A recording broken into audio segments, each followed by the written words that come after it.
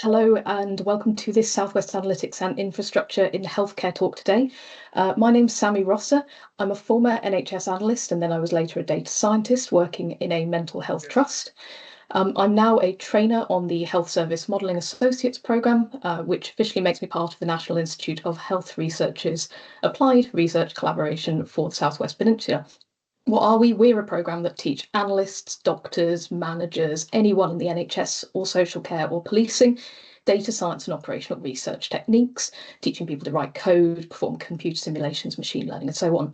So the topic of today's talk is very close to my heart. We do hear an awful lot from our students about the barriers they face, trying to get their teams to understand the benefits of code and the potential of the techniques we teach. So we just really know how powerful everything Simon's going to talk about today can be for saving time, improving the usefulness of outputs, and providing insights that just aren't possible with the tools that the NHS has really traditionally had access to. But we know people are really fighting an uphill battle if their data team is not set up to support them. And I know Simon will really give you some fantastic techniques for dealing with that today. So I'll be managing the Q&A session after the talk. So just before I hand over to Simon, please pop questions in the chat as we go along. I'll address these at the end of Simon's talk or put them to him. And I might collate these if I see any themes arising, but anything I can do, I will put to Simon. And we may call on you if we just want you to expand a little bit on what you're asking. I know Simon's got interactive opportunities throughout to collaborate via Menti and other elements, so I'll leave that to him.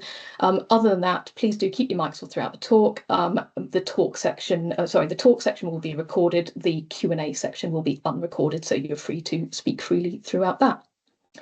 However, on that note, I'd just like to say, please keep all comments respectful. At the end of the day, we are all here because we're just trying to make the NHS and its use of data better for the benefits of patients and staff, regardless of whether we believe that's through the use of proprietary software and keeping work behind closed doors or open code and open source. I know there's a lot of strong opinions about these things, but just please put your thoughts across in a very respectful way.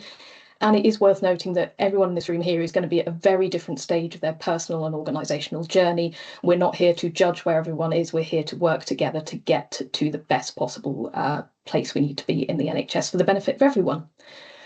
So without further ado, I'm going to pass over to the wonderful Simon. I've previously worked with Simon and I've attended several of his talks he's given. I know you're in for an absolute treat. This man is an absolute font of knowledge on data science in the NHS, and he has done so much for the analytical community in general, helping people get started with their data science and coding journeys, and really kind of just making sure that the NHS is a fantastic place to do code or is moving in that direction.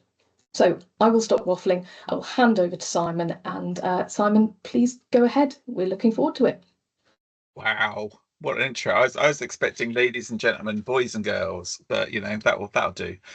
Wow, thank you so much. So yes, as you can see, hopefully, as my bit has come up on screen, I will be talking about this stuff. So who am I? And just make sure I've got all my bits working in the right places.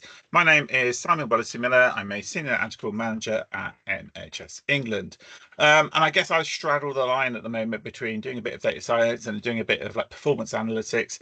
And I'm really keen to fuzzy up that we have, you know, less of a silo between data science and performance, and we have more of a Venn diagram, and we sort of fuzzy up that middle ground. So without further ado, who am I and what is my journey? So as I said, my name's Simon. So my first job with data some years ago, amount of years ago, was with data for child protection at a local council.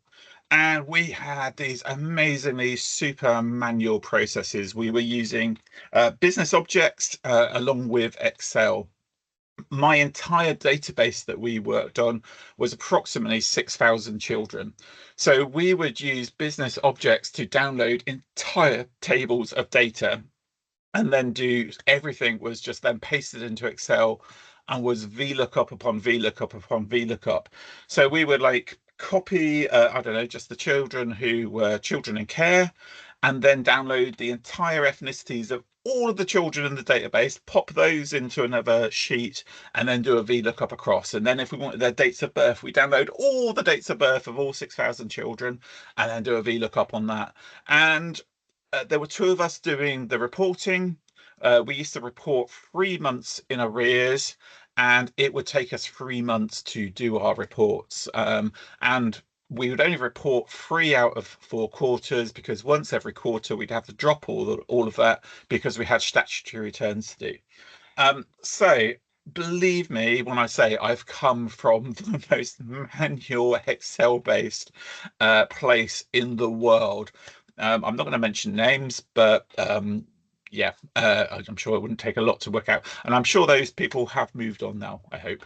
Anyway, my next role following from that, I worked in the police, and if you think health data is all over the place, then you should see police data, because that's just as bonkers.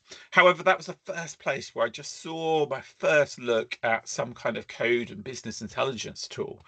I wasn't there long, but we used ClickView there, and I think my biggest takeaway from that job is that we had database reporters whose job it was to sort of build dashboards.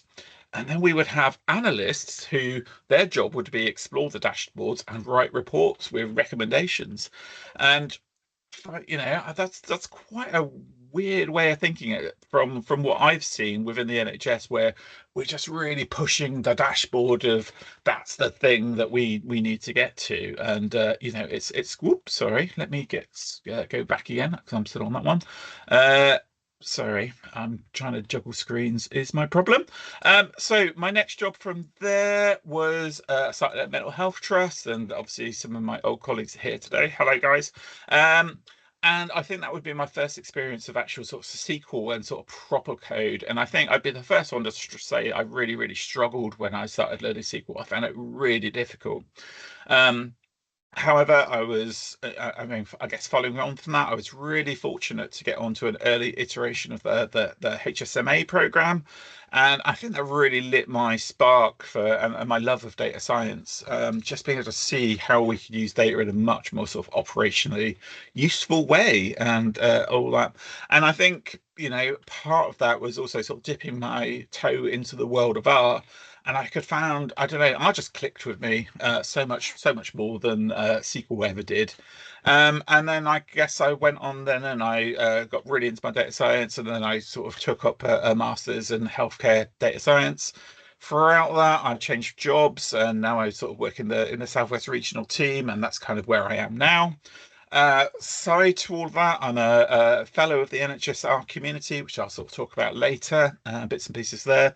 And I'm also Deputy Director of Regions for the Association of Professional Healthcare Analysts, and also member of the SWAIH team and organisation sort of committee to, SWAIH. So really, really keen on all this stuff, and I'll talk about networks and bits and pieces later. So that's me and my journey. So we will be using the lovely Menti throughout this talk.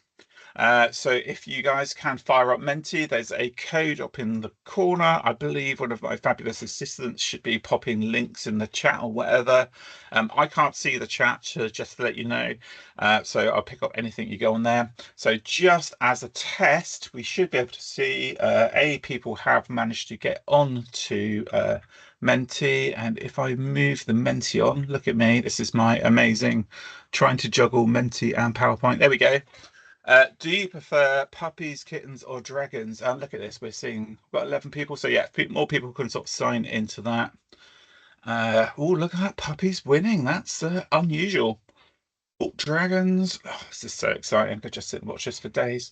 How many people have we got in the meeting, and how many are we expecting? I can't remember. So I'm thinking about 35 is probably where it's. So, wow. Shocker. Any last kittens? Blimey, that means I'm gonna have to readjust my entire.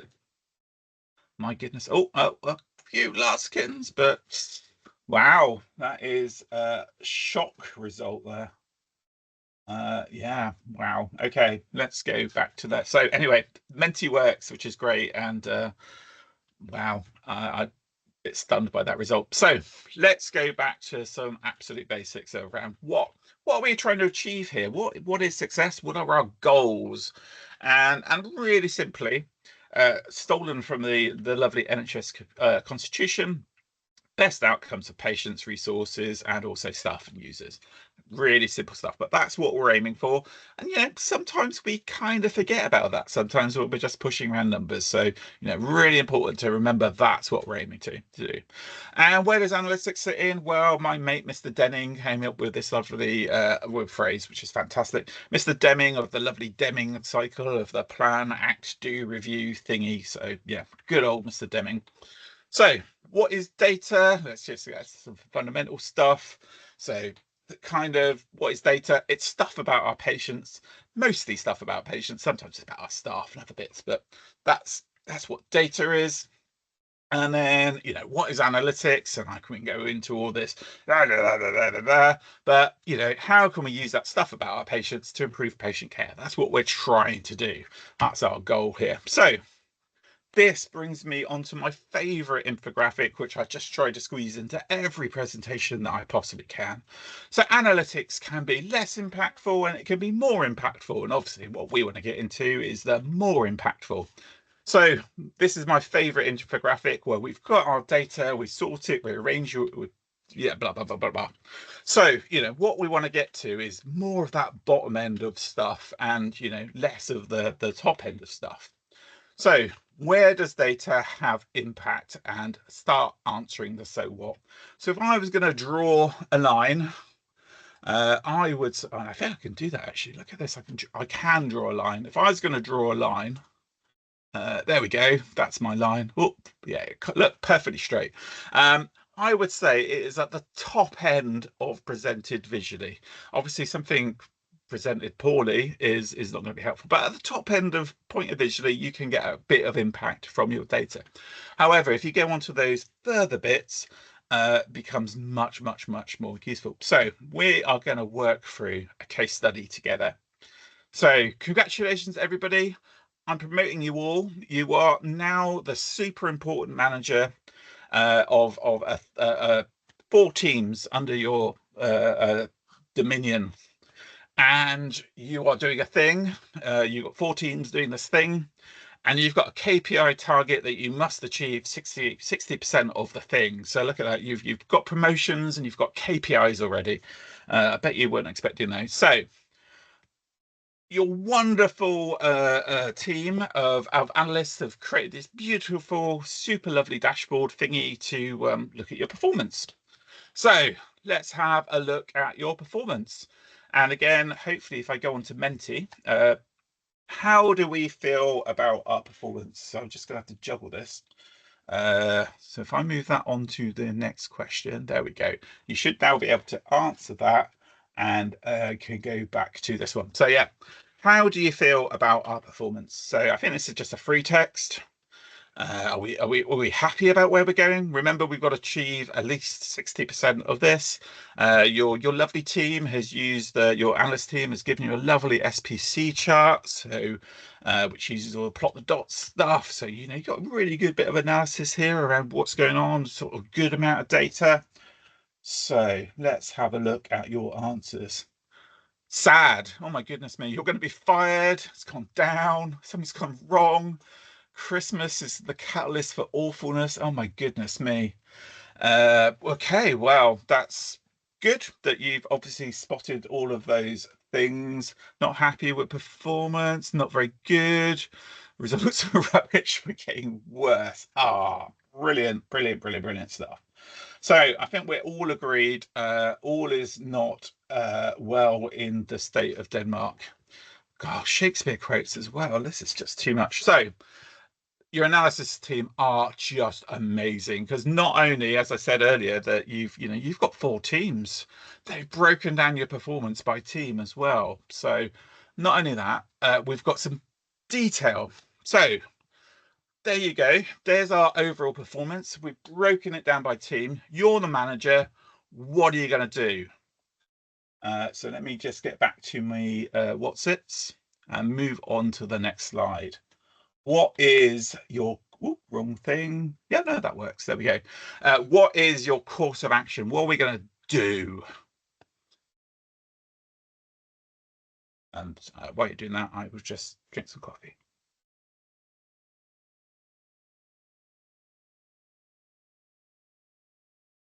And let's have a quick looky see. Sack B, learn from A what they're doing, fire B, compare the teams, blah, da, da, da, da. What's the difference? Oh, yeah, Christmas somebody's cancelling Christmas. This is just crazy stuff. Okay, so my question is, how many times as analysts have we presented exactly that level of information to our stakeholders and expected them to make an informed decision around what to do? So let's look at our next scenario. Is there any more information that you would like? So you've got the bestest analytical team in the whole world who can do any level of analysis, data science, whatever. What information would you like in order to actually now make a decision? So let's move this on. There we go. Who is in each team? Oops, so yeah. So there we go. Is there any more information that you want? And as I said, this is free reign to get whatever you like. Who's in each team? How many people are on each team? What data tools they use? Case mix, yep. Different departments, good stuff. Difference between teams. Have there been a change in numbers, skills? Yep, yeah. Timeline graph by each team, yeah, that's a good one. You're not thinking big though yet, guys. Our team's at full capacity. Good, good, good. I say you can ask any data science question you want. Root cause problem, skills mix. Okay, so let me see what I came up with. Oh, wrong button. That's the right button, is that one there. So, where are we? Is there any more information or data you would like? So this is the list I came up with. Ba-ba. So, what is the trend by team? I think somebody covered that, which is great. Is it a seasonal thing? I think possibly somebody picked up on that earlier. Could we forecast what's going to happen? So if we carry on as we go, can we go thing? What's the numbers under those percentages? I'm very disappointed nobody picked up on those. Are we comparing a big team to a small team? Which patient groups are we failing? This is all about patients. So do we understand, are those X% of patients we are failing, are they all older white men? How does this compare to other places? So is everybody else failing and this is just a national problem? What's the impact on patients? What are the staffing implications? I think somebody picked up on those. Financial. What would happen if we did X? I mean, surely that would be a lovely question you would love to ask. Or we did X, was doing X effective? So, people could see there seemed to be a bit of a change going on. So was that because team such and such did something else? So, where are we? As a manager of the service, would you feel more confident to make good decisions around what you were going to do next if you had answers to those questions? Which I hopefully think is a bit of a no-brainer and a very loaded question. If anybody gets no, I'm going to go through, find out how it was, and you're going to get a slap. Excellent. Sorry, I shouldn't say violence in. No, you're not going to get a slap. So anyway, there we go. Let's go back to this. So yeah, obviously, if we knew all that kind of stuff, wouldn't you be able to make much, much better decisions? And I guess, which of those questions do you think you answer in your performance reporting? And I'm going to move this one. So this one's a bit of a weird one. So we've got the 11 things, and you kind of have to click and drag. I think you can do it with your finger very difficultly on your phone. And just put at number one, which of those things you think you could probably more routinely answer, down to the number 11, which is the one that you would find the most difficult to answer or most less likely to answer.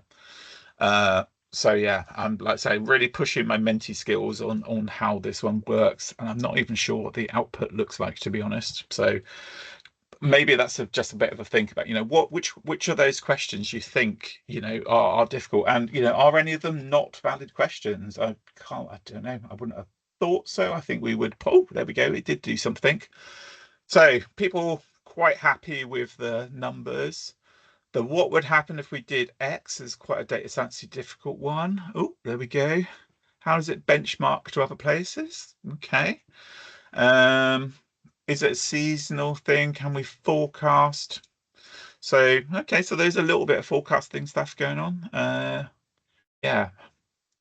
So I think we are sort of seeing some results come through, which is cool. I'm just very mindful of time because I am yabbering and I've got lots of stuff to get through. So do have a play with that while I talk it through. So I guess the question is, are we providing those kind of answers to those questions, or more importantly, are managers asking us those type of questions? And how do we answer those type of questions, even if we were asked them? And I guess, why aren't we offering answers to those type of questions? Because, we've all agreed if we were the manager, then those are the type of questions that we would want answers to. So in order to make it a good decision. So why aren't we offering questions? Why aren't we offering them? Poor organization, poor data sets, time constraints, difficult to automate, blah, blah, blah, blah. Excellent. So keep filling that in and I will keep going. So yeah, what are our barriers here? And that very poor lady, I am told that they were not seriously hurt in this. In this. So why aren't we offering questions? I mean, again, came up with some answers. I'm sorry, this is just really annoying, and I need to. Where are we gone?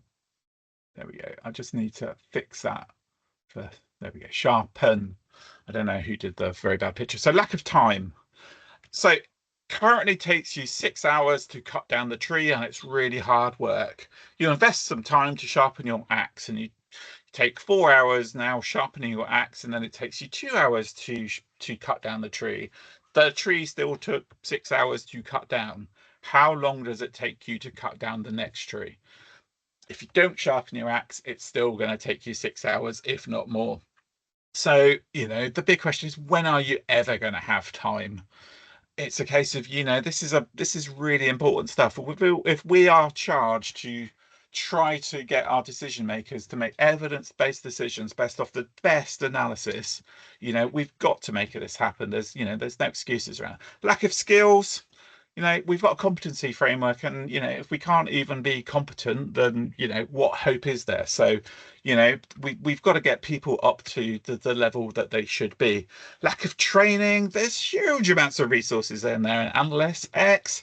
There's other communities such as the RAP community, NHS, and obviously we can also look at SWAIH to sort of plug up any sort of local gaps, etc. And we've got excellent trainers and facilitators within the region. We can do this stuff. Lack of tools. I mean, what is the cost of free and open source source software? I know our friends in IT are at issue, and we have national policy and guidance to support our case, which I'll come on to in a bit.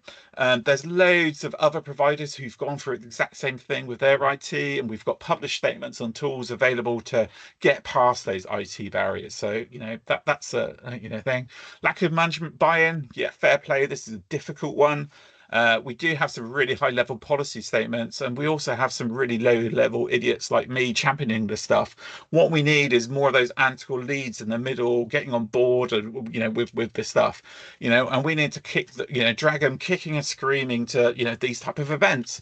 We're modern analysts in modern times. Excel might have been great 20 years ago, but the size of the data that we're dealing with, the complexity of the sort of new technology, and the analysis that is possible now is leaving that behind.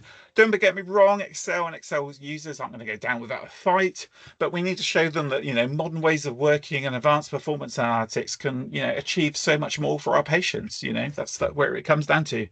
Lack of support. I mean, there are so many communities of people who are tackling this stuff that you can get involved with, and we can do stuff with. So, how do we start breaking down these barriers, or, getting through them? And there's my lovely rabbit. We've got to be smart rabbits, apparently. So big thing, obviously, don't have to do everything at once.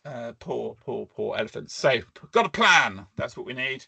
And I've come up with a plan. So are you with me? Right, here's my plan.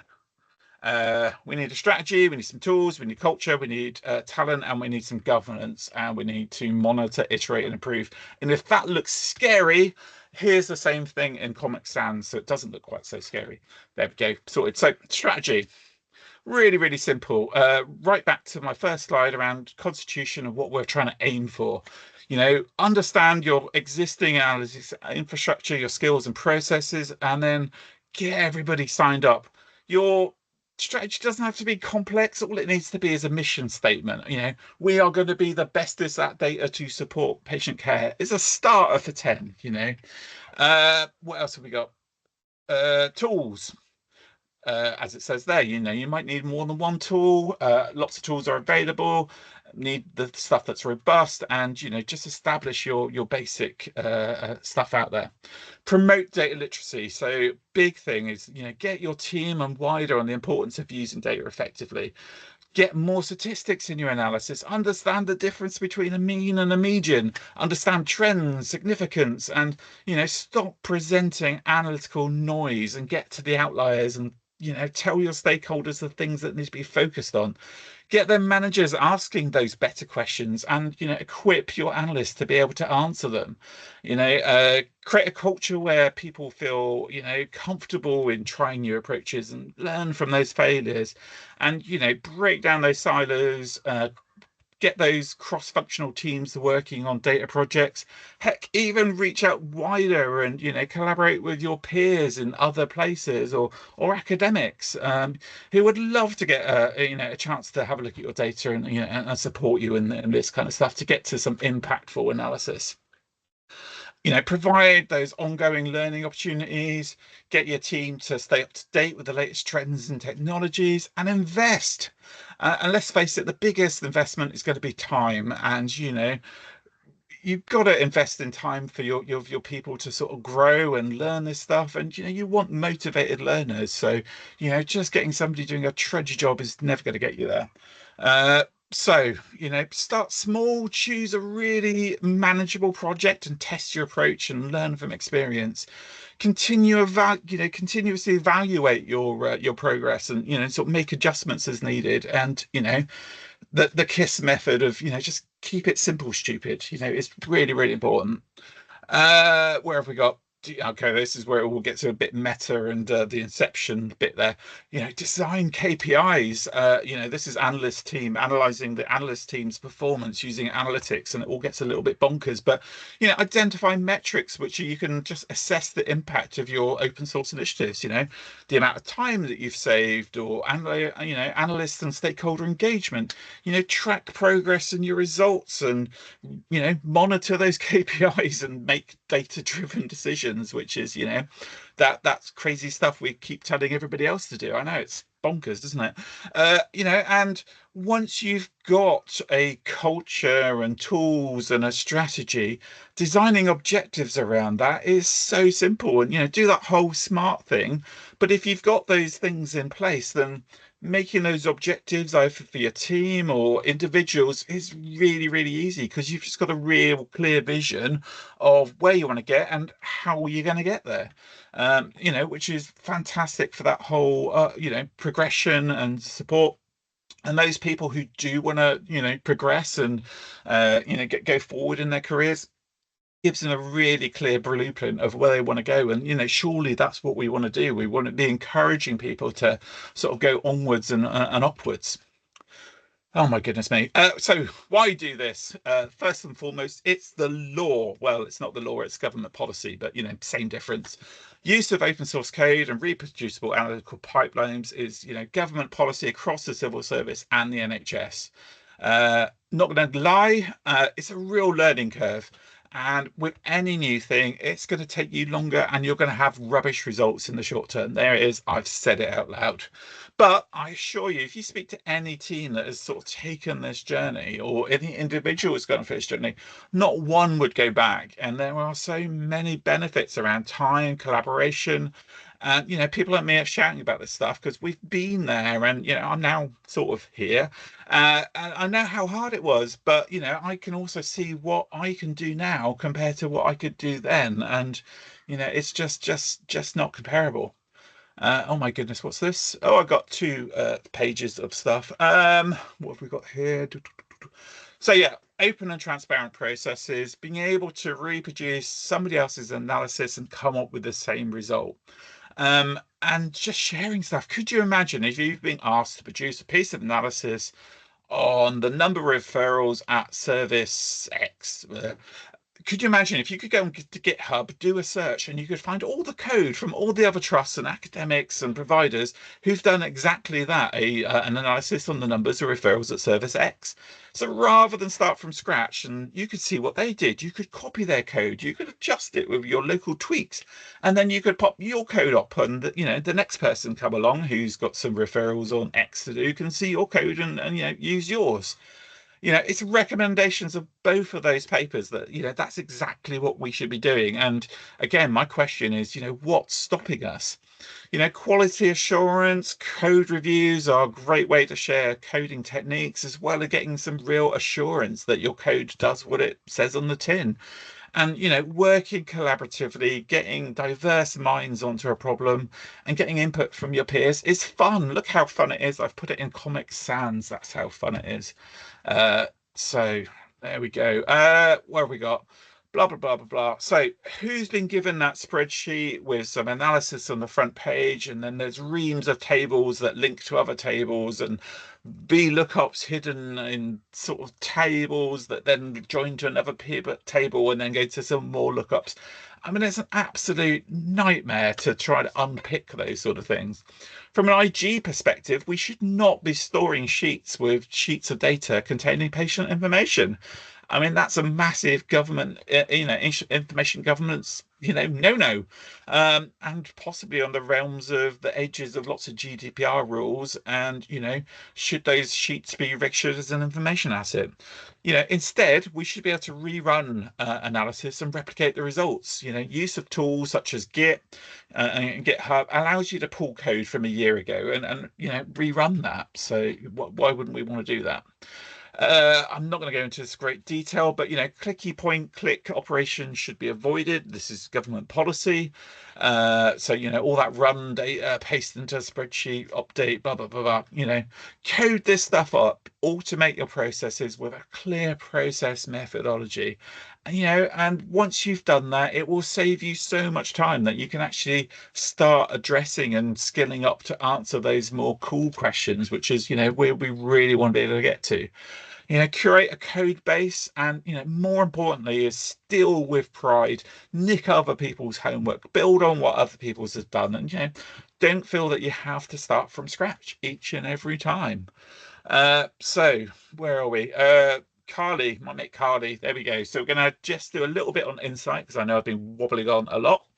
So if you know about WALD, don't answer this. So we're going to do another little mini interactive bit. Sorry, in 1942, there was a war on, and we had some lovely bombers who were bombing the enemy, and they were going lots of bombing sorties. Bombers had to carry lots of fuel and crew and bombs, and obviously they can only carry so much weight before they fall out of the sky. So they didn't want to be shot down, so they had to have armor on our planes. Armor's really heavy, and if you put lots of armor on it, it reduces the amount of fuel and crew and bombs you can put on your planes. Obviously, we want to put the optimal amount on. So a study was carried out mapping out where planes were being shot. So the question is, where do we put the armor? Let me move on, and this is another lovely little Menti question. If I can, there we go. Where do we put the armor on our plane?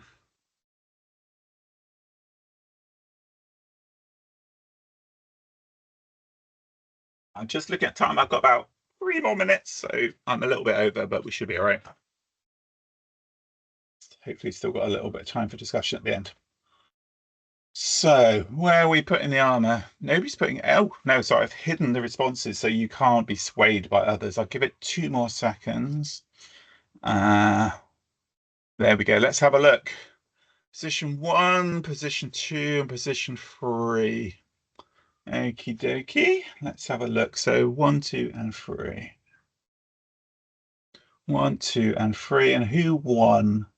Position 2 won. So let's just have a look at this. So there's a very, very famous study by a chap. So we've got a beautiful visualization there showing exactly where the planes were being hit. And we can clearly see the data of the damage of what was happening, which is great. I think we all agree on that. There's a trick to this. Are you ready for this? What planes do we have data for? And the answer is the ones that made it home. So our data is skewed as you like. And I guess the take home message is somehow, sometimes we need that analyst to do that little bit of analyzing, that even the clearest visualization can give the layman the wrong conclusion because they don't understand the underlying data set of what's going on. So sometimes just presenting that lovely visualization of what's going on and your beautiful dashboard can just go absolutely skewy. So understanding that is really important. And as I said, this is based on the real very famous statistician called Abraham Wald, who literally did this exact study around sort of planes, and yeah, he's considered to be one of the fathers of operational research. Very sadly died in an aeroplane crash in 1950, but wasn't shot down. It was just flying over some mountains. Sorry, that's not funny. Right, so how do we make our analysis impactful? And I guess it really comes down to going back to my Lego. I love that infographic so much that I've used it twice. Our lovely scientific approach where we're looking at our abstract background and methods and blah blah blah blah blah blah. The meat of the question of what we're looking for is our conclusions and our recommendations, which is really into that explained with the story and actionable stuff. I would argue that perhaps our methods and results is usually all our charts and tables and stuff, which is quite often our presented visually. I don't think it matches 100%, but it's a very good analogy. And we should be trying to be more scientific in our approach. So getting back to them poor elephants. And I don't know if I've necessarily got time for this, but we'll just have a very quick demo of something if I can get it going. Which I need to do it here, don't I? So let's just load up GitHub. I've loaded up GitHub. I have logged in already, so I'm going to save all that. Oh, I can see that I am following this strange Bergamonot person, and obviously they're doing some code. So I've written some code. Look at me, aren't I brilliant? And I want to share it with the world. Oh my goodness, Simon, but GitHub's so hard. How on earth can we do that? Well, let me just show you in 2 minutes. We can open up GitHub. I can say new. I'm going to create a new repository. I've not got a template. SWAIH demo. I'm going to make it public. This is a demo for SWAIH. I'm going to make it public. I'm going to add a README file, but we can talk about that, doing that later. I'm going to add an MIT license so that this information is completely available for anybody. And I'm going to click on the Create Repository tab. There we go. Let me just find something. Where are we? Oops, sorry. Seeing the wrong thing. So there we go. I've created a repo now within GitHub, which is under my personal one, but it's SWAIH demo. I've then got some code that I've written. So I want to add a file and upload files. And I can just do a literal click and drag into there. First commit of code. Not going to do that. And commit changes. Processing your files, which is shouldn't take a few minutes. There we go. And I have now updated my code onto Git. Wow, that's it. I've shared my code. I've used free and open source. I've written some code and I've got it up onto Git, and that's available now for the entire public to see, or other people. If I wanted to, if it was a work in progress, I can make it private.